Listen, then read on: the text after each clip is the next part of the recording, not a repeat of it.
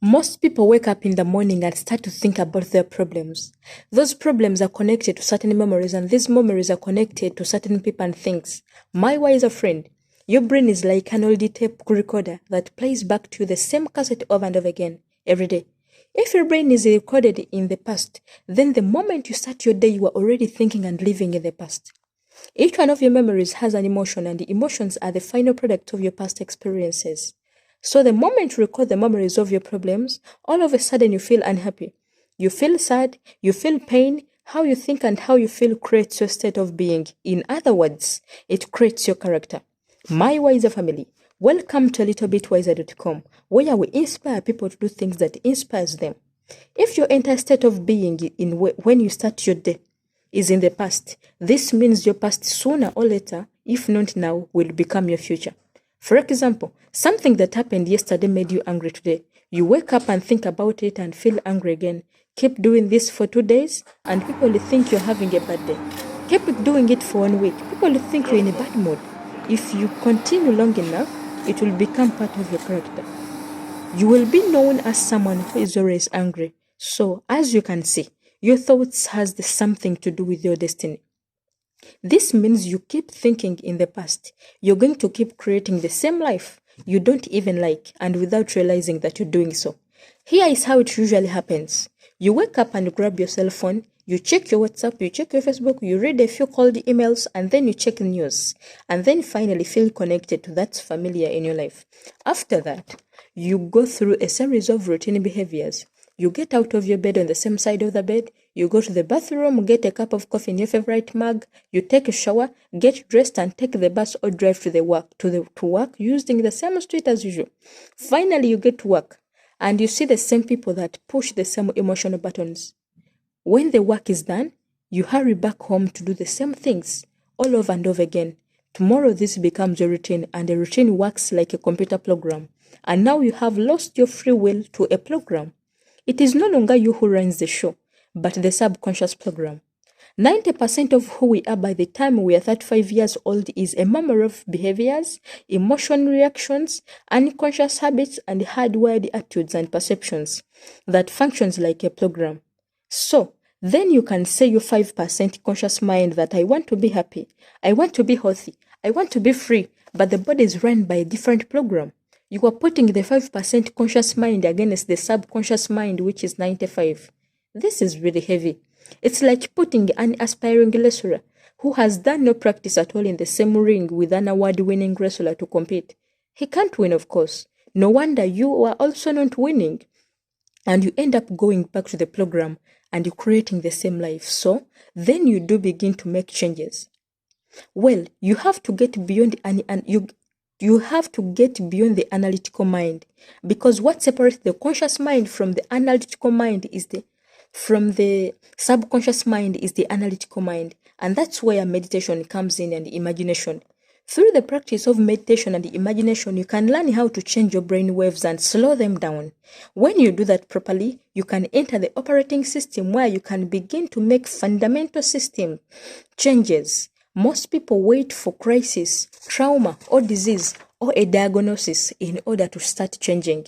But Dr. Dizspenza's message is like, why you wait for negative thoughts to happen?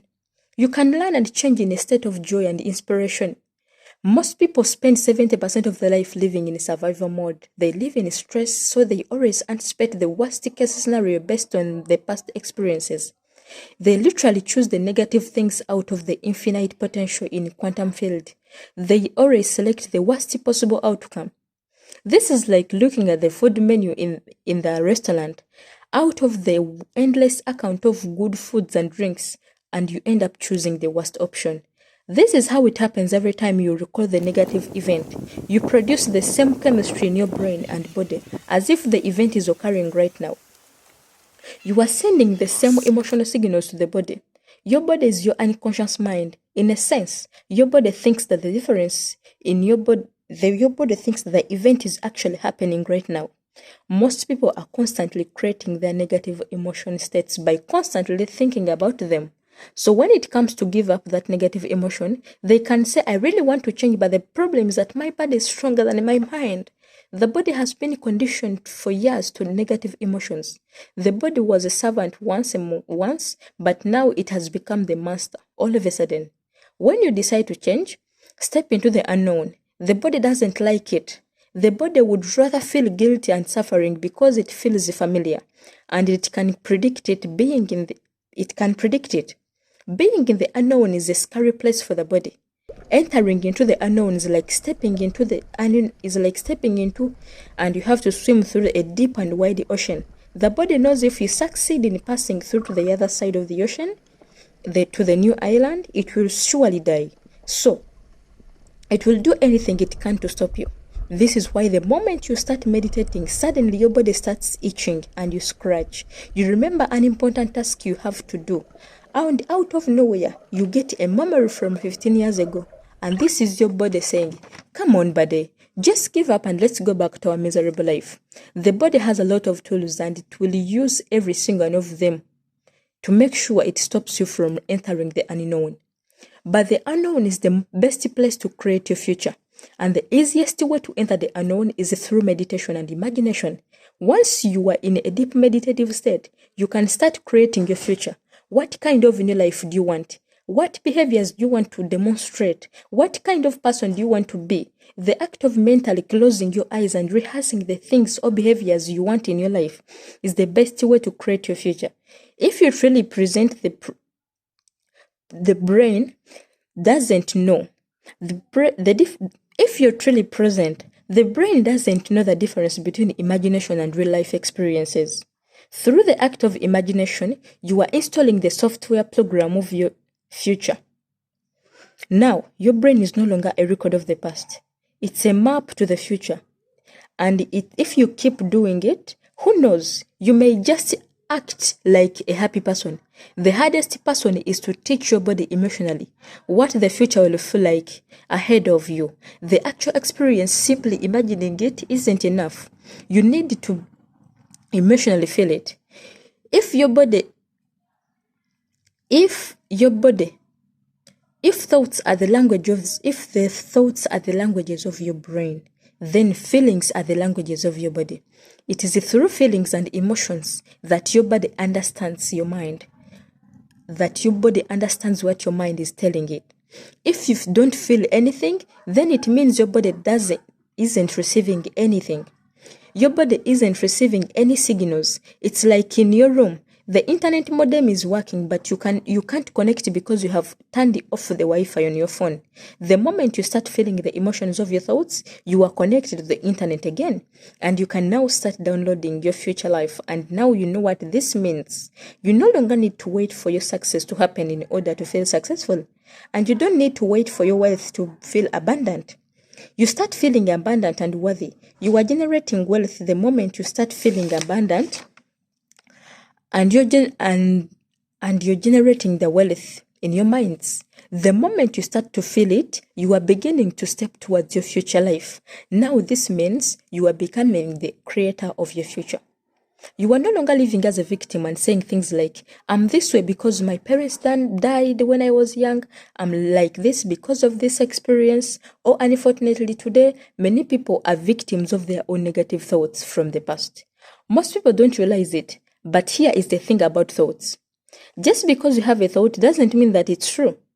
Let me emphasize this. Just because you have a thought, this doesn't mean that it's true, and you should not act on it. On average, you think 60 to 70,000 thoughts in a day, and 90% of the thoughts are the same thoughts as the day before. If your thoughts have something to do with your destiny, then your life is not going to change very much, because the same thoughts lead to the same choices. The same choices lead to the same behaviors. The same behaviors lead to the same habits. The same habits lead to the same experiences, and the same experiences produce the same emotions. This is why it's very important to meditate and imagine so that you can become more aware of how you think. You react and become aware of how you think, how you react, and how you feel. The more conscious you are, the less likely that unwanted thought is going to slip by your awareness unchecked. The word meditation means to become familiar with. So, as you become familiar with the thoughts, behaviors, and emotions of the old self, you no longer let them influence you. Instead, you start thinking new thoughts and condition the body into a new emotional state. If you do it long enough, this new emotional state will become familiar to you. Creating a new self is like creating a new garden. First, you got to get rid of the weeds and the rocks. Then you need to pull out the plants from the past year. And then you can start planting. Meditating basically works the same way. You are preparing the garden and it's not an easy job. Training your body to sit down and meditate and imagine is like training a wild animal or a dog. You say to it, sit down and wait here, but it runs away. So you have to run after it and catch it and bring it back. But of course it will run away again and you have to catch it again and bring it back. The moment you start a meditation, the body says, hey, it's 8 in the morning. You normally read emails at the moment and then angry around this time. But here you are sitting and doing nothing. You are off schedule, my darling. What's going on? This has been going on for years. We have been angry together around this time. But all of a sudden you are going to change just like this?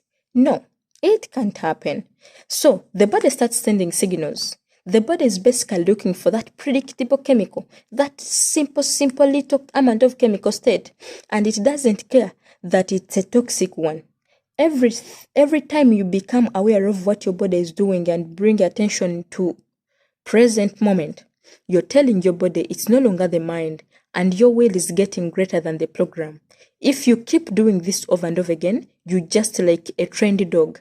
The body will sit down and obey. The moment the body surrenders its revelation of energy, you go from practice to wave, from matter to energy, and you free yourself from the chains of those emotions that kick you in the familiar past. If you do this for just 7 days, you will already start seeing difference in your life. You will start catching yourself more often and avoid going back to the old unhappy self. Of course, you need to repeat this process long enough until your future reality becomes your current reality. I hope it was a useful video. My wiser friends, thanks for watching. Thanks for going with me this far. If you want to have more people if you want to see more people getting inspired to do things that inspires them, please subscribe, like, and share. Let's meet in the next video. Peace.